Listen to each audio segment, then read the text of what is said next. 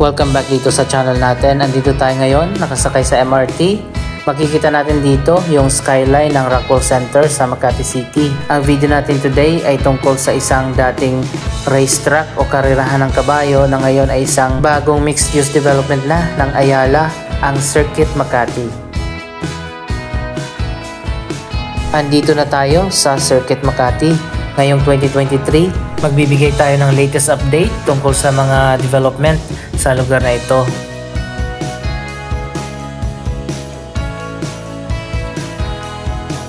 Isa sa mga proyekto na nakatayo na dito sa Circuit Makati, itong dalawang office tower at ang Ayala Mall Circuit. Alam niyo ba, sa lugar na ito dating nakatayo ang Santa Ana Racetrack, ang karirahan ng kabayo na nag-operate dito mula 1937 at nagsara noong 2008. Noong 2009, sinimulan nang i-develop ng Ayala ang lugar na ito kung saan nakatayo dati ang Santa Ana Racetrack.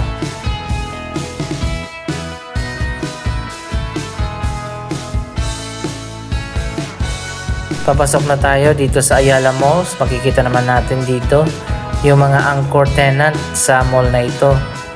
Dalawa ang supermarket dito. Ayan, makikita natin. Meron ditong SNR at sa loob meron ding Shopwise. Sa harap ng mall, meron ditong transport terminal. Isa sa mga common na makikita sa mga Ayala development.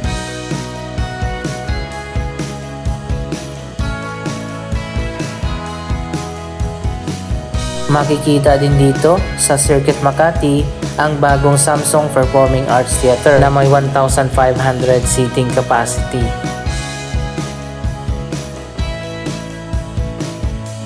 So ayun guys, nandito na tayo sa loob ng Ayala Mall Circuit. Mapapansin natin na iba ang design ng mall na ito.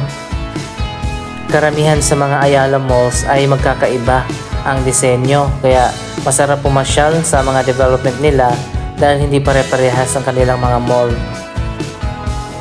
Isa pa sa attraction dito ang pinupuntahan talaga doon sa may 4th floor kung saan makikita doon ang napakagandang 360 view ng Makati City skyline. Mamaya agad tayo doon sa taas. Kapag Ayala Mall talaga, may mga open space kahit sa loob mismo ng kanilang mga mall. Makikita natin dito may mga pocket garden at water fountain.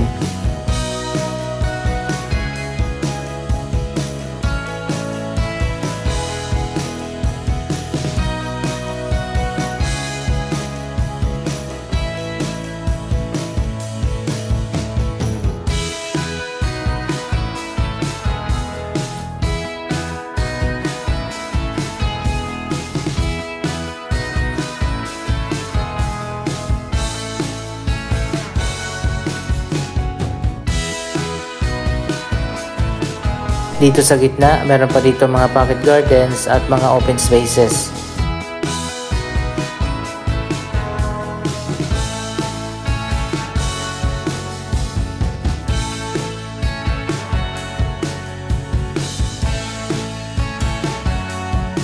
Mahaba pa yung mall na ito, hanggang doon pa yan sa dulo. Hindi na tayo pupunta doon at aakyat na tayo dito sa taas. Kasalukuyan pang ongoing ang development dito sa Circuit Makati. Ang area na ito ay may lawak na 21 hectares. Nakatayo na nga dito ang Ayala Mall, ang mga office towers at marami na rin dito mga high-rise residential condominium.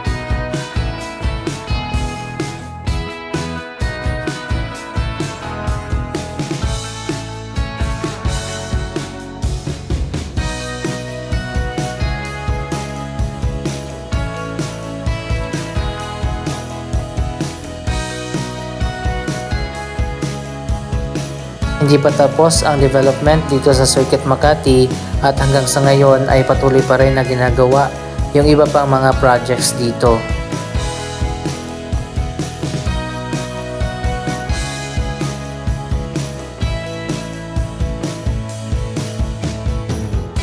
Ayun, makikita naman natin dito sa likod, meron pa mga projects na itatayo dyan.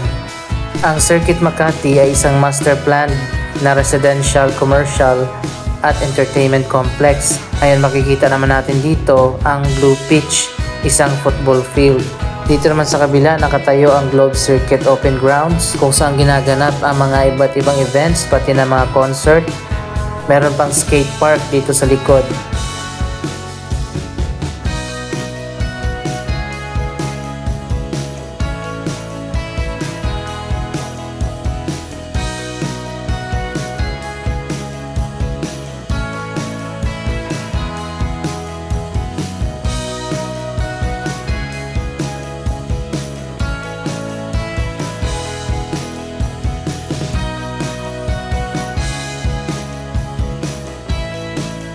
Maganda talaga kapag master plan yung isang development. Hindi yung basta-basta ka nalang magtatayo ng box type na mall na walang mga open space. Ayan, dito sa likod guys, malawak pa yung area na pwedeng tayuan ng iba pa mga projects sa future. Ayan, ongoing na tinatayo dito ang mga bagong residential condominium. Nakakonekta na ang mga condo dito sa mall.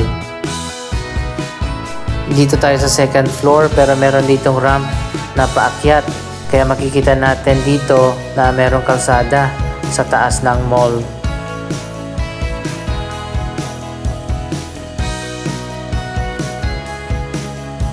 Dito tayo galing kanina mula doon sa entrance. Papasok dito sa mall. At ngayon naman ay aakyat na tayo doon sa 4th floor.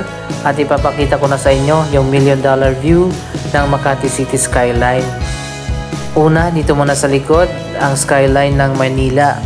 At dito na nga sa kabila, yung pinuntahan natin dito, ang napakagandang view ng Makati City.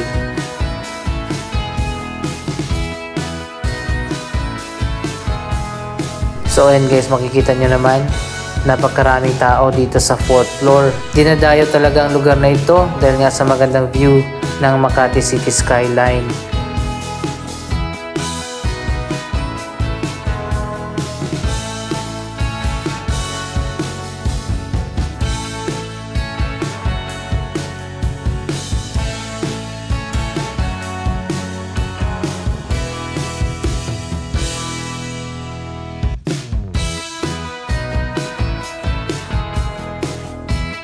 Tingnan nyo guys, pag nandito ka nakatayo, para kang nasa ibang bansa.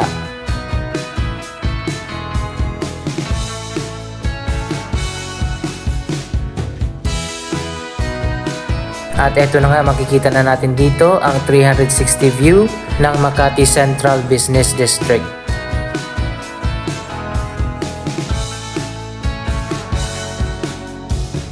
Dito naman makikita natin ang office tower at ang bagong Samsung Performing Arts Theater, isang world-class na Grand Opera Theater.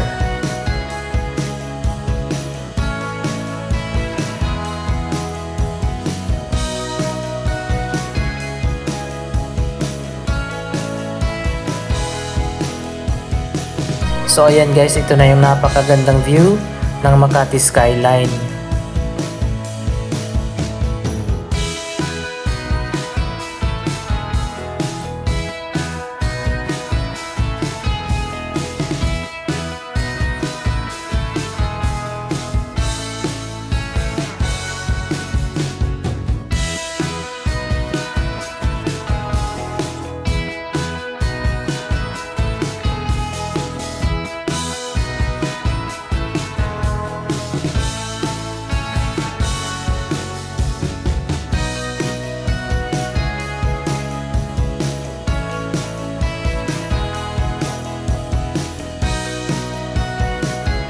Napakaganda talaga ng view mula dito sa taas ng Circuit Makati, ang bagong lifestyle at entertainment complex ng Ayala dito sa Makati City.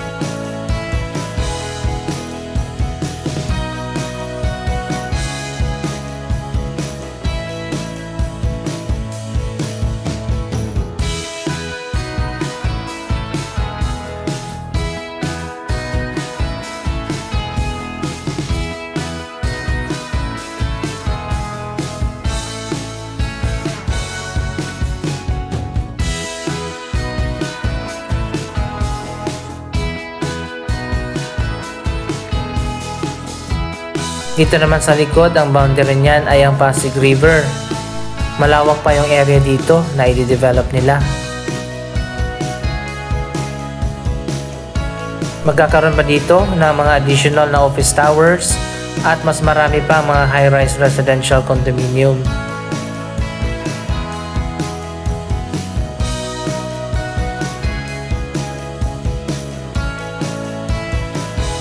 Ito yung ramp na sinasabi ko kanina na paakyat dito sa second floor. Kaya merong kalsada dito sa taas ng mall.